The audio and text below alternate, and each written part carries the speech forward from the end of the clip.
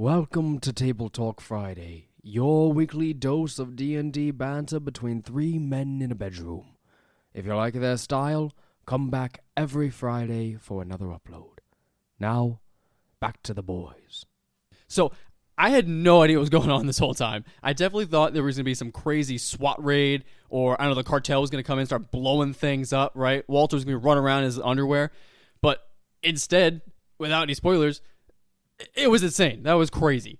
And then we had that super awkward, really cringy, awful gym scene. That was bad. Gym scene? Yeah, they're like, hey, everyone, step up and talk about your feelings right now. As the entire auditorium stares at you. Right. So for the audience, not just now getting into the episode, we're talking about Breaking Bad. Drew has not seen Breaking Bad, and we've been rewatching the entirety of it for the past couple of weeks. We're currently on season 3. So it's been great. It's been lovely rewatching one of my favorite shows of all time. Has been awesome. And it's been nice to see Drew's reactions because, well, Drew and I have differing opinions on many things media-wise, what video games we like to play, and that's what makes us good friends because we're different people. But watching Drew's facial reactions as we get into Breaking Bad has been like, yes, he's loving it. I can tell he's loving it. Oh, he's saying he wants to watch more. Yes! Oh my God, it's so good. It's so good. I think all of us here have watched it. I was just talking to Zach a little bit about it.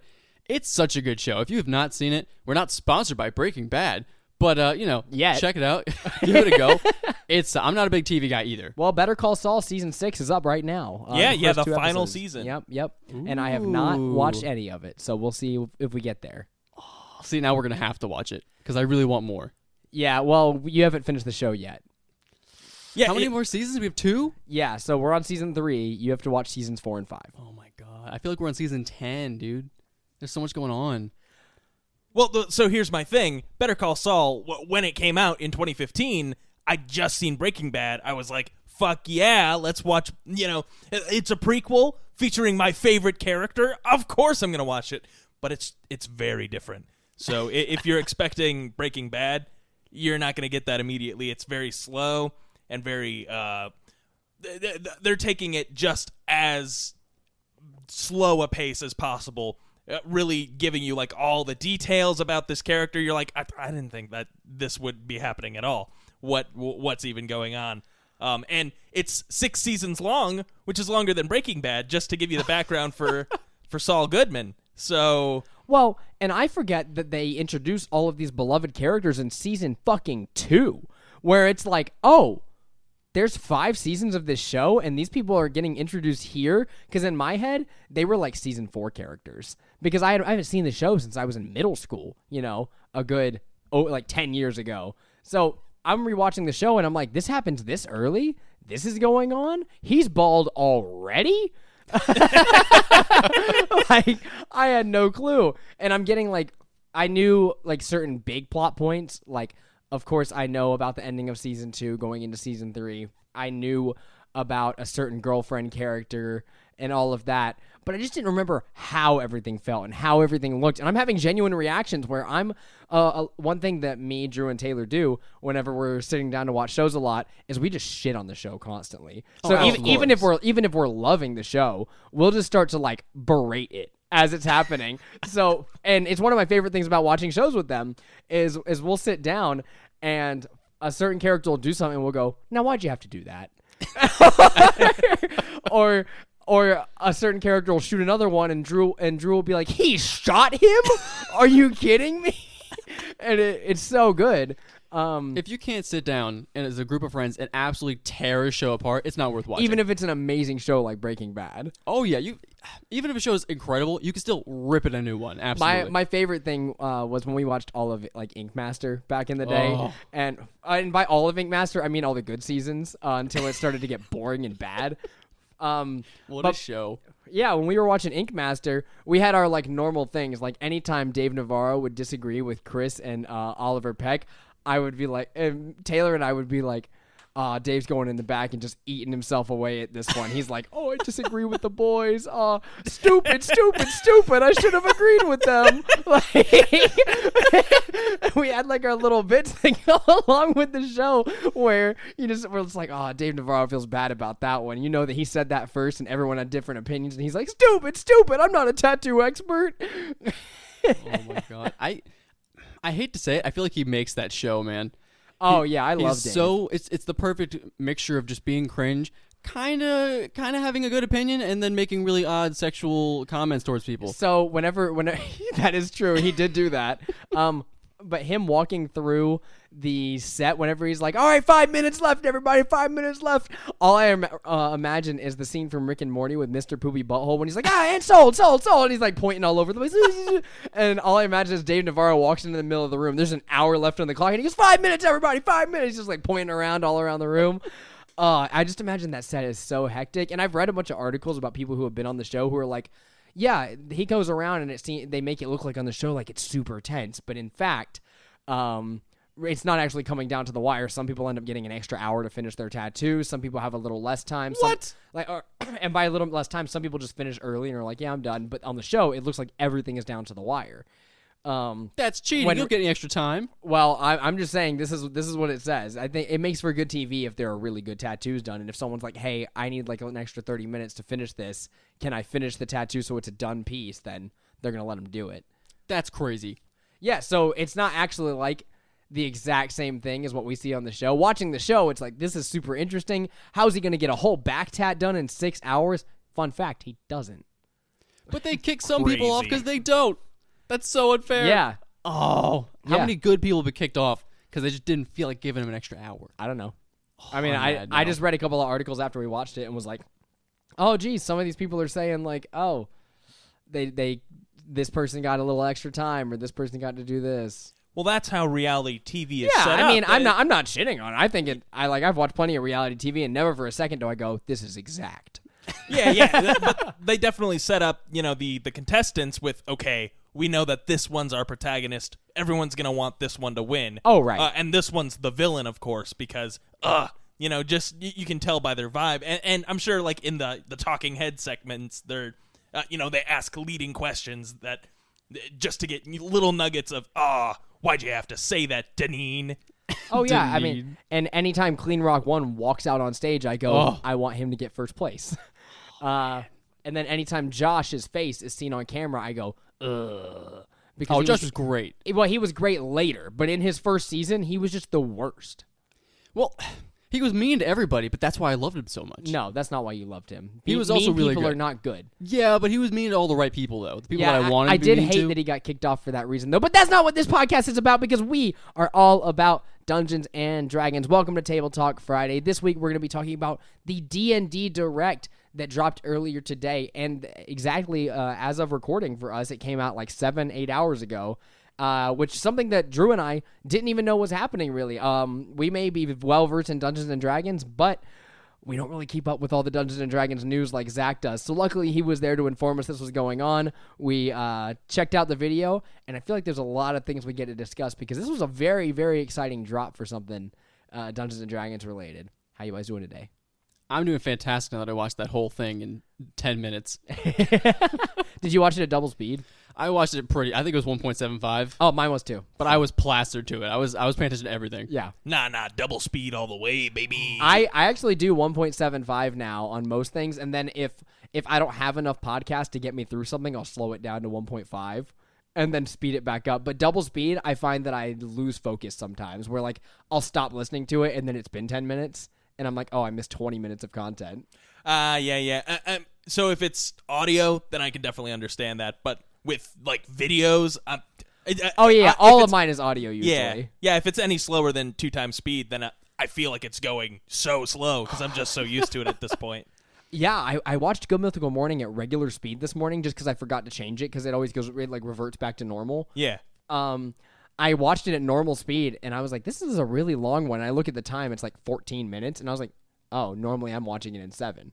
It was such a weird feeling because I didn't notice it, and then I noticed and I went, oh, this is what normal time feels like watching these videos.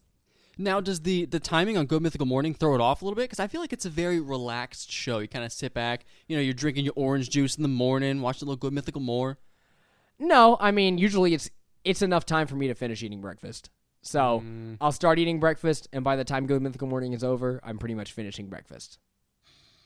Wonder if some videos are better at double speed or slower speed. I've never actually watched anything in slower speed. I feel like scientific videos and like fitness-related videos are much better at double speed because a lot of times when you're watching a fitness influencer, which I do a lot, I'll listen to them, and they're giving out like little bits of information that everybody else has said because there's only so much you can learn about fitness, right? So they're giving it out like little snippets of information that you have already known, that you've known for years if you've been working out or like learning about this kind of stuff. And then there's the juicy stuff, which is the drama that's going on, some little thing that brought this to light, or, someone having some crazy like steroidal like side effects or something. Like those stories are so good. Like you listen to someone who's on PEDs or something and talk about like what their experience on Tren was like. It's wild, and I love watching those videos, but when you get into the sciencey stuff, there's only so much you can learn. So watching those videos at double speed does make it better. Okay, I'll take it. So what did you boys think about watching this D&D Direct at 1.75 speed? First thing that I really just want to talk about, and I feel like is going to take up the majority of our time here, I'm just so excited. We've known it's been coming. The Unearthed Arcana, leaked some of these races that are coming out. Spelljammer. Yeah, we all totally knew it was coming. Drew and I totally knew about all of this. Talk about every keep day, up on actually. the D&D news. Yep.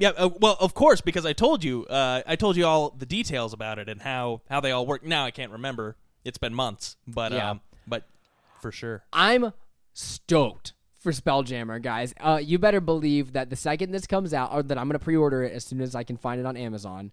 I'm going to have it pre-ordered. It's going to show up day one. I'm going to sit down and start reading through all of it, and we're going to play a campaign based around Spelljammer stuff probably next year. I don't even know why we're taking the time, right, to talk about Spelljammer, okay? We don't need no cool space settings. We don't need space pirates. All we need are hippo people, okay? And called the GIF, for anyone wondering. Or GIF, perhaps. I hate that they made that joke. They could have Did they just make stuck that to joke? They did in the Direct, yeah. See, I just filtered out anything unimportant. Yeah. They said GIF, and I went, cool, got it. Mm-hmm. See, all I heard the entire Direct was Charlie Brown, hippo people, and then I immediately tuned in. I'm actually excited for Autognomes and Astral Elves. I think those are going to be super lit. Astral Elves, we discussed in a previous race-related episode that elves are my favorite race to play, and you better believe that we're going to go into space. Everybody's going to be playing a slime person, or a plasmoid, a thrycreen, a Hadozi, which is a flying monkey, and I'm going to go, I'll play an elf. And I'm going to play elf? And I'm going to play Astral Elf. But I kind of want to play. I don't even remember what the Hadozi was, but I want to That's say a flying that monkey. I'm a Hadozi.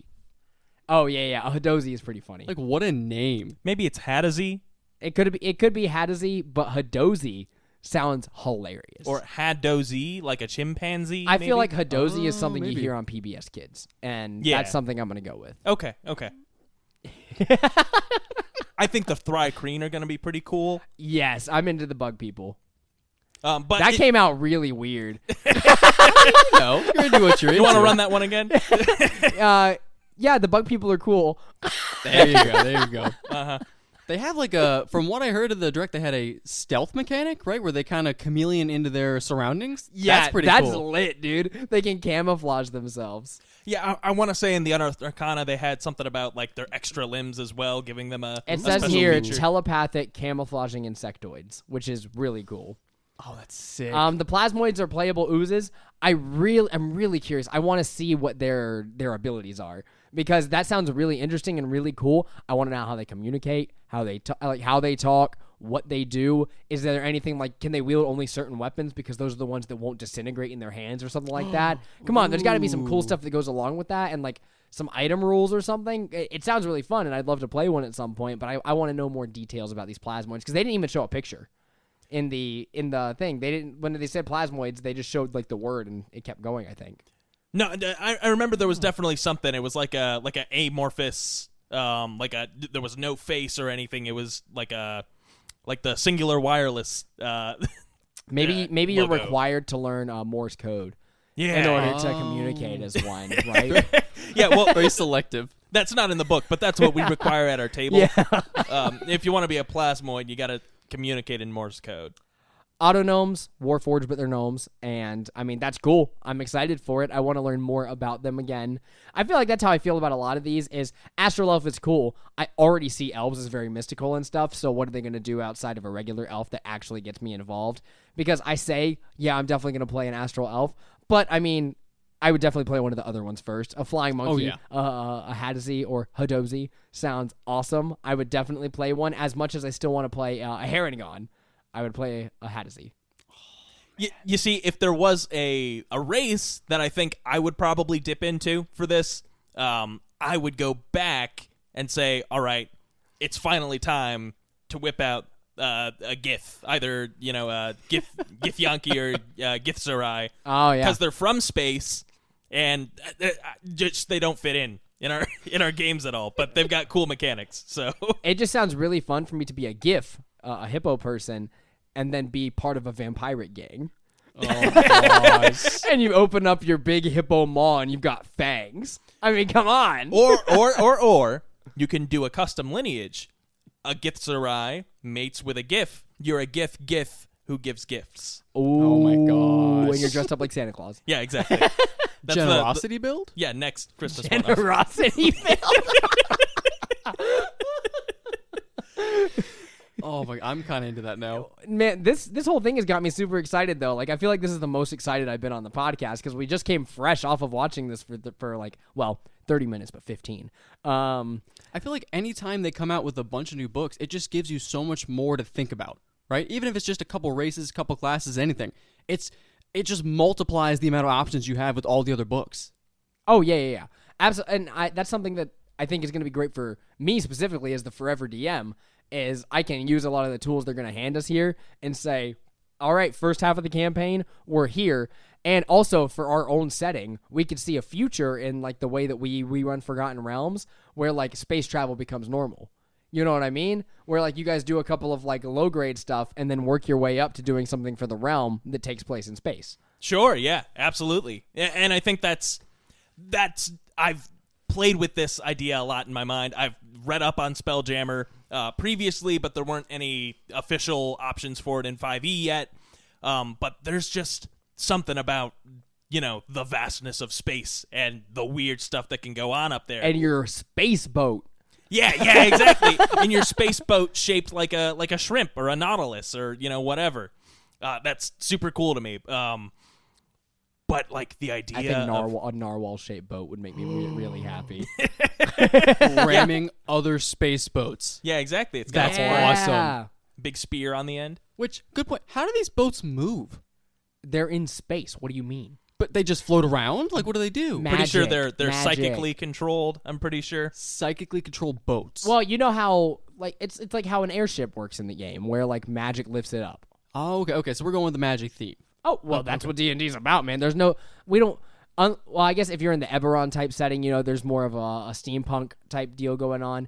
But yeah, in the way I would handle most of like technology and Forgotten Realms is it's all magic related. Instead of having electricity, you have magic. But the steampunk industrial feel to it, I kind of like the idea of running Eberron and then going into space. So some sort of contraption was built. Idea. Okay. So yeah, just like what you were saying, a contraption was built. And like as high up as they could possibly get, and it's literally like a gigantic catapult that catapults you into space and it's like, okay, this is our test run. Good luck out there, guys. And it just launches you up into the air. It's like, okay, we've gotten you all the things ready that you need. We've got you like a force field surrounding it to make sure you can breathe. We've got like some thrusters on the back, like some psychic thrusters that make sure you can move forward, or telekinetic thrusters. You can control them yourselves from this orb right here in the center. All right. Good luck. It throws you like steampunk style. You see it like gear up and just yeet you off into space. And then your job is to go out there and explore and come back with stuff. I'm just imagining I this mean, that's catapult cool. winding up, spinning around 800 times. We're launching you into space. Like one of the theme park rides with the ship. Yeah, just like the ship. Just throws you straight up in the air. No, you see, had this idea for a long time now that I'm going to spoil, so we won't be able to use it in a campaign, unfortunately. But you guys think it's an Underdark campaign where, we're going deep down. We're heading down to, the Mind Flayer lair. You get down in there. You're fighting Mind Flayers. You get down to the center. And then the Elder Brain says, oh, I'm in trouble. The jets start turning. And then the whole dungeon fucking yeets itself out of the ground into the sky. And now you're in the Mind Flayer mothership. And you've just been taken to space. You got to get the fuck out of there. Grab some escape pods and now, find yourself a ship. The direction I thought you were going was that you get so deep that Elder Brain had like an escape route planned, and secretly what you didn't know is that the Elder Brain here was knew that the world was flat, and it goes further down. It causes a cave in, and it whoosh, crushes the bottom of the world, and you fall out into space. Gosh. I like that too. See, but no, you see, in my mind though, I feel like if you go deep down enough, you end up in hell or the abyss. Oh, you think so? That's a good point. Maybe you have to go through hell to get even lower to this weird astral space. No, you get to the inner sanctum of Sardior. Sure, yeah. Boom. I think if you were doing a wild magic themed sort of a setting, that'd be cool. If so far in the Underdark there's some sort of magical wild area that teleports you through the planes or drops you through. And can I just say that Chris Perkins is a goober? Because he comes onto the screen and he goes, yeah, welcome to Wild Space. And I go, that's a funny name for it. Because, I mean, I love wild magic. I've tampered with it a lot. I've used, wild magic, type settings where I've used the word wild at the very beginning. And it's very funny to me. And he goes, yeah, you're going out into Wild Space. And I was like, this goober. Yeah, I'm not sure if he came up with that, but all the Spelljammer stuff that, the basis for this was all set in the 90s. Yeah. Based around 50s pulp sci-fi and that sort of stuff. So yeah, I was very relieved to find out that Chris Perkins is working heavily on this with them, because I feel like all of the stuff he writes is what I find to be best. Oh, yeah, for sure. The most creative stuff, the stuff with the greatest lore behind it, the best campaigns, Curse of Strahd, are literally come directly from him. So love it. Love everything Chris does. I feel like even if you're not into all the stuff he does and you want to just try something different, if nothing else, you can use this setting as a Twilight Zone of whatever's happening in your campaign. Maybe a player's gone for a week, and you're in the astral sea now, and you see monkey people flying their spaceships into crazy dragon monsters. That'd be so fun. Now, we did get some other things in this direct that I really liked. They gave a little more info on Baldur's Gate 3, which is cool. I haven't delved into that at all myself. I haven't played it. It's still in early access. It's a game that I probably will dip my toes a little bit into in 2023 when it releases, but I don't really want to get in on the early access stuff just because, it doesn't really... I like games when they're released and done. Yeah. So, they talked a little bit about that, but it looks super cool, and what I like seeing is the settings in our games brought to life, and that's going to be really cool to see in a video game. I'm walking around Baldur's Gate, a place that I've described to my players, that I've talked about, probably seeing some of the establishments that we've been to in the game and be like, oh, that's the Shield and Stars, which we featured in our campaign. And then there's tons of other stuff in the Descent into Avernus book that you guys haven't gone into and may or may not ever go into, but there's probably 100 locations that they give me in Baldur's Gate, and I go, I'm not going to memorize all of these. If I need one, I'll pick it out. Yeah. Why would I go in there and go for all 100 whenever we only have one bar to go to, But, yes, Baldur's Gate 3 updates were there if you're interested, as well as Journey Through the Radiant Citadel, which is something that a book I've already pre-ordered, something I'm excited to read about because it talks a lot about the ethereal plane. This features 13 adventures and 15 new locations based on their lives, cultures, and myths of the people at the Radiant Citadel, which is on the ethereal plane. So this is a new campaign book, kind of like Candlekeep Mysteries or Tales from the Yawning Portal, where we're getting a bunch of one-off style adventures or stuff you can tie together yourself. And I love these books because as a person who gets a lot of inspiration from these campaigns and stuff, I can just go through and read and go, oh, this sounds like a mission I can use in my campaign, and then pull it out and put it in there. So as soon as I heard there was another one with 15 one-offs coming out, I went, perfect, give it to me. That's something I'm going to use, because I've run almost everything in Tales from the Yawning Portal at this point, like whether it be a one-off or just stealing a map here and there, or we did Tomb of Horrors, which sucked.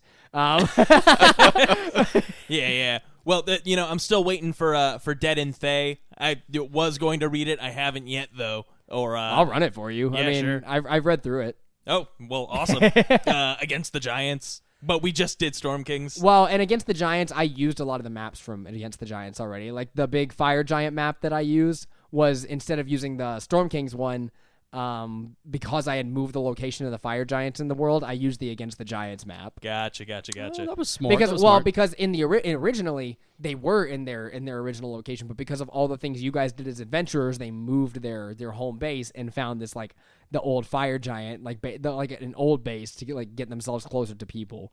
So I ended up moving it in the setting, which you guys saw live in the game. That's not something we need to delve into now. Yeah. I'd love to see some more gameplay with giants. I just don't want to do a whole another campaign about them, you know? Because every time we run into a giant, or I think there's a possibility we could, I get all nostalgic about it. Now, let me tell you about, in the Journeys Through the Radiant Citadel, they talked a little bit about the actual one-offs in there. I think they gave us hints about 2 of them. Mm-hmm. One of them caught my attention, though, which was the Night of the Remembered Festival, which is super cool. It's like a Cinco de Mayo type day that happens on the Radiant Citadel, where actual dead souls come back to life and dance for the night with the people that they love. Seth, and you can't say Cinco de Mayo. It's Dia de los Muertos. Is that the right one? Yeah, the Day of the Dead. Oh, see, I'm with you, Zach. Idiot. No, you're right. I'm stupid. I would have let you keep going, but I don't want to get canceled before we're famous. No, you're right. I apologize to anybody. Listen. Look, we play make-believe on Fridays, okay? We're not super cultured. No, you're right. I work at a ninja gym. Oh, my gosh.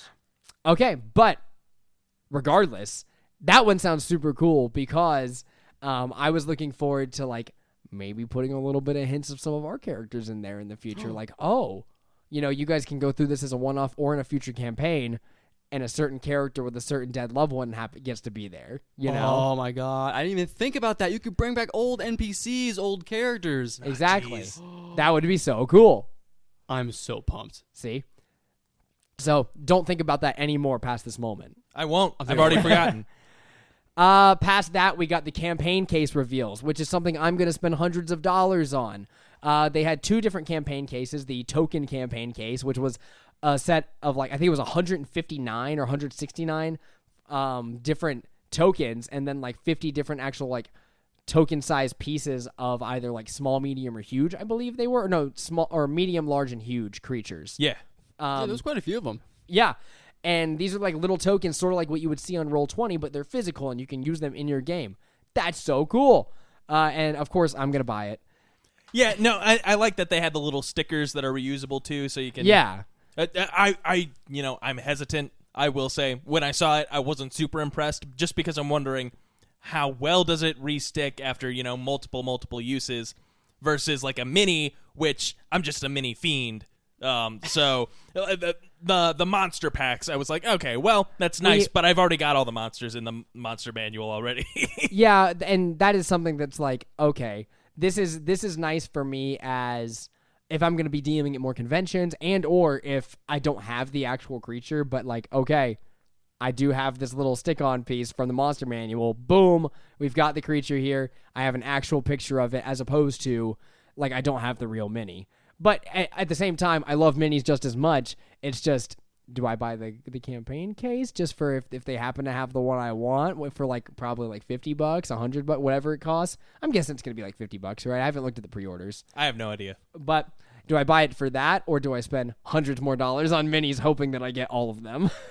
That's true. That's very true. So this is a great cost-effective option that I wish existed before I sunk so much money into this hobby. Yeah, exactly. And I think that I definitely will end up buying these things and or getting them gifted to me in the future. And I guess we'll just let you know in the future. But if you're a new DM out there or someone looking to DM, or you know of a DM who doesn't have a lot of this equipment, this sounds like a great piece of equipment to bring with you to where you don't have to worry about any of that stuff. Yeah, and more than that, they had the other case for the terrain. which I was Yes. a fan of. Very reminiscent of Lanky Eric's Dungeon Command set that he Yes. had, which came with minis, but also just these tiled pieces that you can, build out and arrange the way you want. It was very helpful for like dungeons, especially because we would just start on, one square, and then as the dungeon expands, you can connect them together and then, make it expand to basically the player's vision, which was very cool. Yeah, and they've had tile sets like this in the past, and I have one, but it just takes so long to build those out yourself. Whereas, like, with Lanky Eric stuff, if he was coming up with something on the fly, we would use those things, and if he needed to put something, like if he needed to change the terrain or something like that, he would lay down, like, pencils and rubber bands and use those kinds of things as just props in our way, which was super nice. What I liked about the terrain set was the different, like, tile pieces and stuff. So, like, there was, like, a campfire one, just different things that would make the setting feel more realistic. You walk into a room and I lay down two chests on there. We have some 3D printed pieces that we use for that already, and like pillars and stuff that I put in rooms. Because I feel like what's something that's really important in a combat setting, especially, or like a general setting like that, is providing spots for cover, providing spots for, like, providing some props there to be used in the game. Sometimes we go through games where it's like, okay, this is quite literally an open room. You can fight and do it however you want. But something that I've been trying to do a little more recently is, especially like in the Tomb of Horrors, some areas around that, is like, okay, let's set this setting down, and here's all of the props in the room. Like, here's some rocks that are in your way, something you can go over. This is difficult terrain. It's going to take double your movement to get over.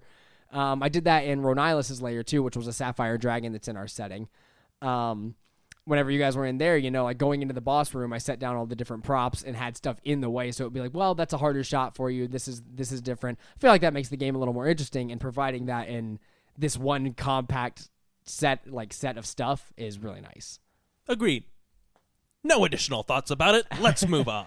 Past the campaign cases, which again I really liked, they announced the Dungeons and Dragons Honor Among Thieves movie. I'll believe it when I see it. That's kind of what I'm saying. First of all, we have to business expense and see it anyways, because It's an investment. It's Oh, an investment. you think I could deduct that from my taxes? yeah, absolutely. Once we make money from this, Yeah, yes. yeah, exactly. So, as far as Honor Among Thieves goes, we don't know anything about it except for it's a D&D movie coming to the big screen. I want to see what it looks like, how good the effects are, what the art style is. Is it CGI? Is it live action? One thing that I cannot wait to see, though, on any kind of screen is like a city that we know of, seeing the setting brought to life. Sort of like when it came to Legends of Vox Machina, being like, oh, this is what Whitestone looks like. This is what all of these cities and their keep and everything, this is what it actually looks like. That's just something I'm looking forward to when it comes to, I know there's other ways to do that, like playing the Neverwinter games, Baldur's Gate. That's cool and all, but it would get me really excited if the movie is pretty enough for me to go, oh, that's what Waterdeep, like, that's Waterdeep right there. Or Honor Among Thieves kind of makes me think of like a Baldur's Gate setting. But I guess we'll have to wait and see. No, I agree. I think since Vox Machina came out, or Critical Role came out, I've had this just desire to see more of the settings, which, strangely enough, the desire to see places that I've never actually been to, because we just imagined them. But getting nostalgia from that anyway. Oh, yeah, it's kind of like the way Everland is in my head is laid out completely different than it says in the book, because in my head, we're 30 years in the future of the book Everland, so I'm like, yeah, there's a giant school on this side of the city now. Residential people have moved over here. This is over here. So while our settings may be a little bit different than what it says there, I don't know. I would just, if it's in a Neverwinter or a Waterdeep, I'm gonna get super excited. Yeah, absolutely. Honestly, I would love to see it, but I also I'm tentatively hopeful, but I kind of want it to just suck so bad. I don't. And love watching it. Well, I'd much rather it like suck really bad and be very fun to watch than be like kind of mediocre and I'll never think about it. I want it to be Sonic the Hedgehog movie levels, where it's like, okay, this was like a good 7 out of 10 movie, and kids love it, and they're going to want to play D&D now, and it was good enough for like teenagers to watch too, to where it's like, okay, we're getting some more people into playing D&D. As far as adults go, diehard D&D fans are already going to see it no matter what. and young adults and everything. I feel like there's a lot of people who are thinking about D&D and playing it. I feel like most people who are going to see the movie aren't necessarily going into it thinking, is this D&D thing for me? I'm going to go see this movie to decide that, you know? Yeah, but it I might think it'll get bring more people into it. For sure. it might get like younger people more interested. I say younger people like I'm not a young person, but like it might get like kids, like children into it if it's age appropriate. I don't know what the rating is going to be on this movie. Well, similar to Sonic the Hedgehog, I highly suggest we get Jim Carrey to play the villain in this one. He's retired after Dr. Eggman, please. Yeah, unfortunately. Otherwise, I'm sure he'd be so down to be in the D&D movie. Can we get Jim Carrey Volo? Oh, that's it. That's the key to this movie. No, I want him to be Durnan. I want him to get jacked for this movie. Oh my gosh. He could pull that off. He could do it. Well, honestly, No, I want Oscar Isaac Durnan. That's a better pick. But I was gonna say, I feel like Jim Carrey does look like an adventurer past his prime. Like he used to be he an kind of adventurer. does. Yeah, but Durnan has like the those potions that keep you young or whatever. Yeah. Does he? He has youth potions? No, he's taken multiple in the past. I believe it says in the book with his stat block and stuff like he doesn't have one right now, but he's taken enough at this point to where he's just he's young for basically a very long time. Oh, I did not know that. That's so cool. a lot of these main adventurers, like back in the day in D&D, they had items like that like kind of just kept your character from aging for a long time. And now in nowadays D&D lore, those are like relics of the past. No one really knows how to make them anymore, but you can still find them in certain places. So it's like, okay, here, they're like antiques. You go in and you go, oh, is that going to keep me young for another 100 years? Now I'm thinking about magic potions and items and relics, which they really didn't talk about a whole lot in the Direct, strangely, because I feel like the direction they're taking in this setting is very magical, spacey, unless, of course, we're going for that steampunk feel. Well, every book ends up including more magic items. You're going to get some more subclasses with these. I think that's all inevitable, but realistically, I doubt they're finished putting that stuff in, so it's probably... I mean, I would have loved to hear like, oh yeah, we're bringing back the Lunar Sorcerer or something like that, But ooh yeah, no, that'll probably be with. I'm pretty sure that released with the Dragonlance stuff, so that'll be a Dragonlance subclass. Yeah, so I'm sure that we'll get more stuff like that in the future, and I would have loved to hear them talk about like, yeah, we may even be bringing back some fan favorites like this and this. So maybe we'll get some more info on that in the future, or another D&D Direct in maybe 6 months to a year. I don't know how often they're going to do these things. Are they going to be like Nintendo and do them like twice, 2 or 3 times a year? I'm pretty sure they did one last year too, so it's like an annual thing. Oh, really? Yeah, I think. I'm pretty sure. Don't quote me on that. I don't know anything. Another thing that I don't know, just talking about this D&D movie, I haven't done any research on it, but the reason why I'm so skeptical and why I think it might be bad. Oh, you should be. Yeah. Well, they said that it's going to be released this time next year, and they didn't have a trailer for it or any like details. They didn't say any like stars who are in it. Or now playing devil's advocate a little bit with that is Thor: Love and Thunder's trailer releases in like 2.5 months, and the trailer just dropped yesterday. True. But yeah, we don't know anything about the movie still. We only have the splash screen and the name. Yeah. Which Honor Among Thieves sounds cool. They could fit all of Dragon Heist into a movie. I would love that. Are they just gonna make it the Rogue movie? If it's the Rogue movie, I don't want to see it. That's I not would my D&D. I would love that.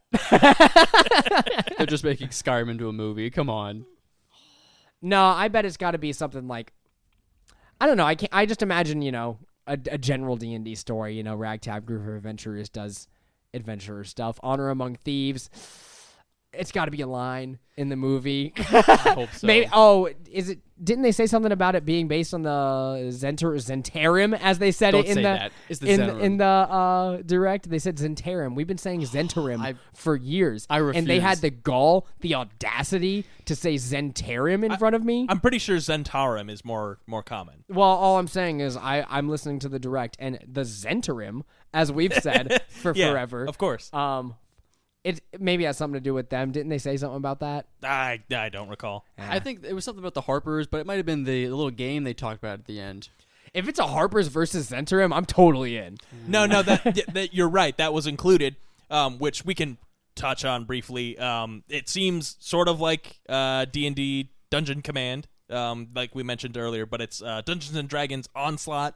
I'm not sure how it's going to work, but it's another D&D board game with minis. Something and we stuff won't like that. play. Yeah, no, not at all. But I do like the board games that they release, especially when they go on sale, because sometimes they have some pretty nice, unique minis. So Another thing that they announced, which I'm excited for because I already own the other two, and I'm gonna buy this one because they're usually only like $25, is the new starter set, Dragons of Stormwreck Isle. So if you guys don't know what the starter sets are usually like, I'm hoping that this is more or less the same. It's got baseline information, usually a couple of classes, a couple of pre-made character sheets, and a couple of character sheets for you to write on, a set of dice, and a bunch of just general information for new people coming to D&D, as well as a mini adventure. So there's the Lost Mines of Phandelver one. There's the Dragon of Icespire Peak, and then now we're gonna have Dragons of Stormwreck Isle. So I like that they always keep sort of that. The first starter set, there's a little dragon theme stuff going on there. We had a little dragon stuff going on in the Icespire Peak, which is based around a dragon, and now we've got Stormwreck Isle, which is going to be, well, you guessed it, more dragons. So more stuff with dragons for us to deal with, especially for that like 1 to 5 realm. And I'm gonna buy it because it's like $25 usually, and who doesn't like reading more and more adventures? yeah, I'm curious. They mentioned something about like digital onboarding stuff included. I wonder if like they have a QR code that sends you to a friggin' sign up for a Wizards account or something. I'm not sure. Maybe it's got something to do with D&D Beyond, since Wizards just acquired them not too long ago. Right. Let's see. We also got signs of integration with D&D Beyond since it was bought by Hasbro, which it says right here. That's cool. Oh, okay. I didn't know that. Yeah. Let's see. They in that same realm. They have the Spelljammer like introduction stuff, which is going to be cool. I'm going to have to look at that whenever it comes out. I don't know if we have like an official release date for that. Well, I know there is a like 10 monsters or whatever. I forget what they call it. It's like the Monstrous Compendium. Yeah, Volume 1 featuring 10 monsters from Spelljammer, which will be available to anyone with a Wizards or D&D Beyond account. Today, yep. Okay, yeah, so that's something we can already look at. I'm definitely going to take a look through this and, get some inspiration down. I did hear there was some sort of really cool new space shark ravager thing that I'm kind of interested to see what it was about. Yeah. It looked pretty spooky for sure. Let's see. There's featured monsters include... well, I'm not going to tell you guys that, because what if I end up using it? Yeah, keep it a secret for me to look up on my own. They also announced Neverwinter Dragon Slayer. So Neverwinter is a game, I believe, developed by Gearbox, same guys who make Borderlands. But that's correct, right? Yeah, so, it's yeah. MMO. Yeah, and they announced Dragon Slayer, which is an expansion for that. I'm not into this game. I don't know anything about it. You guys have any thoughts on Neverwinter Dragon Slayer? No, I don't know why you even brought it up. Well, because I'm going through the whole thing right here. Wow, you're so cool. I'm trying to give all the information from this. Okay, and then we got what I'm actually kind of excited for, the Legends of the Multiverse trailer. It's a new campaign. Did they say who was running it? Is it Chris Perkins running this campaign? I don't know who's running it, but there were a lot of familiar faces that I'm excited about. Right. I saw a lot of familiar faces in that trailer, including the one and only Travis McElroy, which I was like, well, I might have to watch this just so I can see more Travis McElroy content. I love the McElroy brothers. Yeah, and Brennan Lee Mulligan and Sungwon Cho in the same show. I'm like, dang. This is going to be so good. Yeah. I hope it is. I mean, honestly, I may not watch it. There's so many live play D&D shows that I need to watch, but yeah, so for anybody who's looking for a new live play show, this premieres on April 27th on D&D's Twitch channel. So that's pretty soon. Keep a lookout for that. Legends of the Multiverse. I might get into it just because we're doing a lot of multiversal stuff coming up, and I'd love to hear more about it. And also Travis McElroy. Come on. I'm definitely going to check it out. And while there were a lot of familiar faces on there, I was a little concerned because they just kept going with the amount of players that I didn't count, but it was like, this guy's going to show up. This person's going to be... I don't know how many players. It's probably going to be 8 or 9. Yeah, it's going to be like a Critical Role style cast. Can you imagine running combat with 9 players? No. It's insane, especially when a whole bunch of them are hippo people and ooze monsters, but, Is it going to be Spelljammer? I think so, because they showed one girl what she was playing, or at least the character that she was, I guess, interpreting or whatever, and it was like a pink gumball slime monster, and I assumed it was that new ooze guy. Oh, that's adorable. Yeah, but I think Brennan was playing like a mind flayer. Yeah, with guns. Yeah, like a gunslinger mind flayer or something. That's so cool. Which is basically a really cool version of Davy Jones. Yeah, kind of. Now you brought that up. Well, that's good. I like that. We could do a Pirates of the Caribbean one-off. I'm just saying. I mean, we're doing Ghosts of Salt. Yeah, I was Marsh. going to say, I'll just write it into Saltmarsh. Oh, you're right. You got it. Forget about it. They I'll steal bring your it up. ideas, final. Zach. Now, after that was D&D Onslaught, which we talked about a little bit already. But the final announcement, kind of a banger of an ending, even though I'd say I'm not as excited about this as I feel I could be. They announced Dragonlance as a new setting coming out at the end of this year. Very cool. Old D&D setting, sort of like I would say an alternate universe Sword Coast. I don't have much to say about Dragonlance, guys. I wish I was excited for this, but as it comes with most settings, we play in our own setting already, and I'm not really interested in getting outside of that realm. We've tampered into Eberron a little bit, which I loved because the steampunk vibe makes me even more excited for D&D whenever I get to play a steampunk style character. Super great. Dragonlance is coming out, and I'm sure veteran D&D players are stoked about this. But all the rest of us who have been playing for like 4 or 5 years. Well, so here are my thoughts on Dragonlance. I won't fully knock it. I'll probably buy the book because I love having more character options, and I'd like to see that stuff. And I'll withhold judgment until I read up more on the lore. But the thing that I like about these new setting books is, different setting books, I'll say. None of these are particularly new. But Eberron brings its own spin where it's, steampunky, magical, very different from Forgotten Realms. Spelljammer, it's in space, very different than Forgotten Realms. Dragonlance is very much, it's got its own, world and lore and politics, yeah. and the way magic works is slightly different, I believe, but it's all still, Lord of the Rings. High fantasy. Yeah, when you get down to it. So It's a skin pack, essentially. You can get a skin pack, and it doesn't cost too many V-Bucks, And don't get me wrong, I love high fantasy. We've been playing high fantasy for years now, and I could play it for another couple of years probably. But when you say you can go to space, I go, well, we're going to do that for a few years too. Yeah, probably. I hope that they have more support for this is my only concern, because we've got this pack with 3 books. There's a setting book, a monster book, and an adventure. But then after that, are we going to be continuing with Spelljammer? Are we going to see, D&D 5.5e, where we rebuild the basics? Or are we going to go to 6th edition and all this stuff gets thrown out anyway? So, and I think that takes us into a good point that Drew brought up earlier. Drew, you want to delve into what you were saying to me before the podcast? Yeah, for sure. So this whole direct, it really made me feel like they were building a foundation or stepping off into a new direction with D&D, right? So they've been working on this for a while. They brought out Tasha's, where they took away some of the racial restrictions, things like that. They opened up more classes, more options, the custom lineage, right? They're really making the game very accessible for a lot of people, which I love. And it goes into the whole movie and everything like that, right? And that's great. That's super cool. It's taking a whole new spin. I just fucking lost my thought. But I'm excited for the direction it's taking, in the sense that it won't be changing too drastically too soon, because they put too many resources into 5e as it is, right? It's getting a really good base. They're really coming out with all this new merch, new options, new products, and people are digging it. So they're not going to swap it to 6e anytime soon. Yeah, I'd have to agree with you, where I feel like at least, I'd say the very minimum, in the next 5 years, they're not changing anything. Oh, no way. After all this is a ton of work they're putting into it right now. Oh, yeah, and the fact is, we're all investing heavily into this. We're all probably spending hundreds of dollars a year on D&D. Yeah. And that's totally okay with me. I would spend 25% of my income on D&D if I had to have a fun time. Like, I love it that much. you hear that, wizards? We got a whale. Well, I don't spend nearly as much as Zach does, okay? I've brought it down. I've talked with my my counselor, my accountant, and we've decided we're not buying any more minis today. That was good.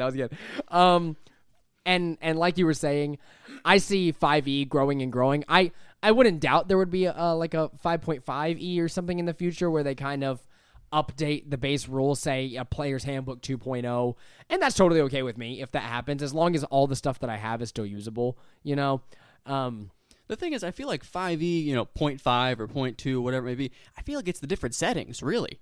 You know? Oh, That's, yeah. That's you kind of stepping out of this traditional field of fantasy and going into Eberron, going into the space. And I'm not knocking it at all. I'm just saying that I could see an updated player's handbook coming through that's like, hey, we're updating a lot of rules. You can still play with the old one if you want. It's still going to work for all of this stuff, but this is the new one. Right. So officially doing away with the ability scores from the player's handbook, and officially doing away with the original monster manual and that sort of stuff. So an overhaul of the system, essentially. Yeah, exactly. I could see that happening to 5e because I think 5e is our most welcoming setting so far, or like our most welcoming system so far. And overall, it's just very easy and fun to play with. There's a lot of customization to it. I just hope that, I don't want to see a complete overhaul to where it's like, okay, nothing like Xanathars and Tasha's and all of that isn't valid anymore because it's not valid with this book. Like some stuff doesn't overlap correctly. Yeah. Whereas, I could see an overhaul of our current player's handbook that's like, hey, you can use this one instead of this one, and it just includes a lot of that stuff, which is totally cool with me. I'm wondering, because they're making it so accessible now and they're branching out so much, right? I wonder, because we're veteran players at this point, or at least more experienced players. We're really excited by all this new stuff. I wonder, as a new player, jumping into a game, D&D, something you don't know, it's kind of fantasy, you kind of pretend to be other people, right? And then jumping into maybe this new starter set in the Spelljammer setting and be like, oh, there's flying hippos. What am I playing? I wonder if it'll make it any harder to really understand what D&D is, or maybe D&D is something different now.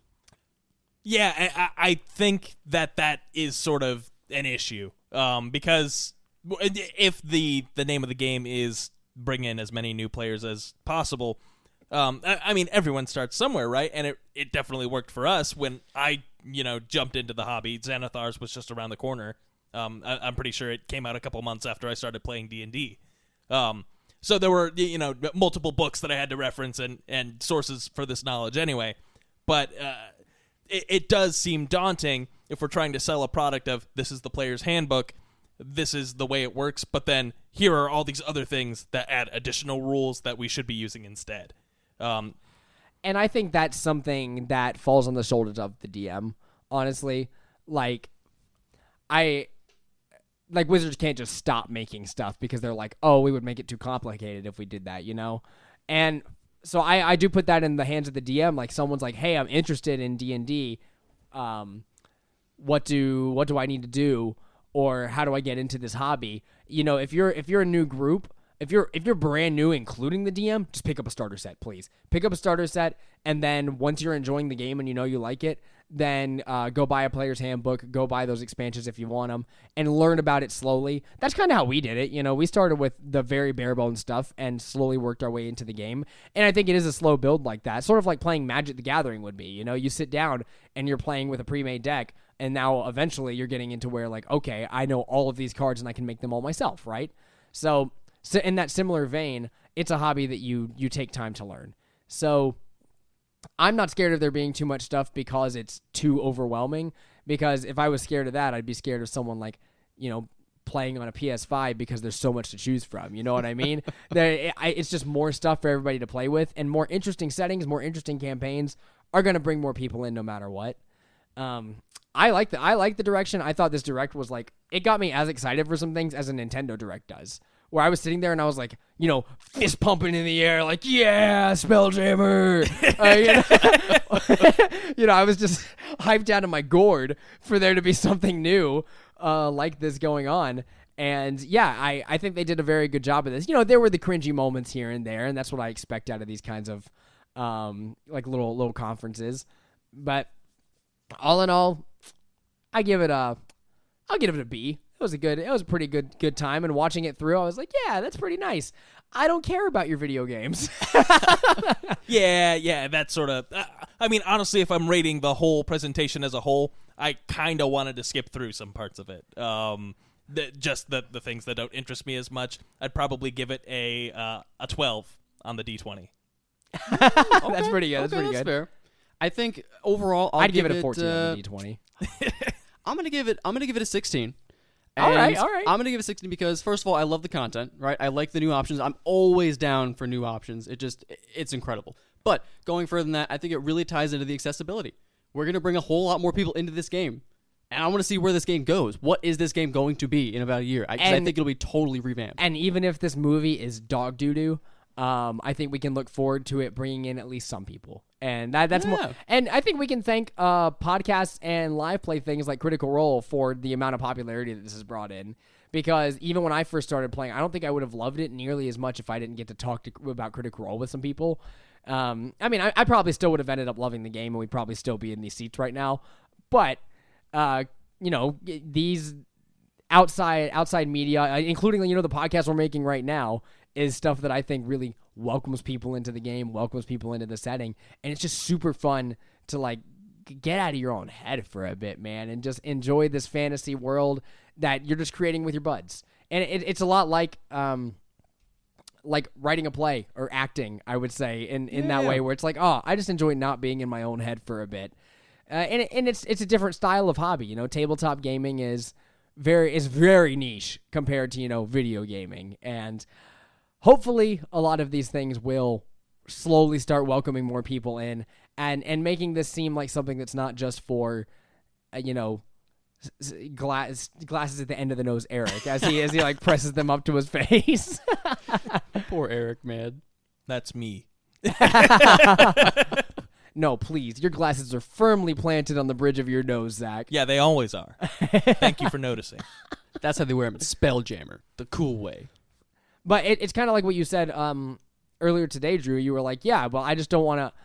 There is still a little bit of that like niche of people who think this is only for the guys in the basement. And when I went to that convention, I've mentioned it already, I was the only 20-something DMing there. Everyone else was a 40-something-year-old man or woman with a very large beard, and no women with beards. No women with beards. But everybody was like a very large man who was just like there to DM, and I'm not knocking that. I made friends with all of them, but yeah, that's still the vibe that D&D gives off right now, I think. And I think we can open that world up a little bit more with things like this.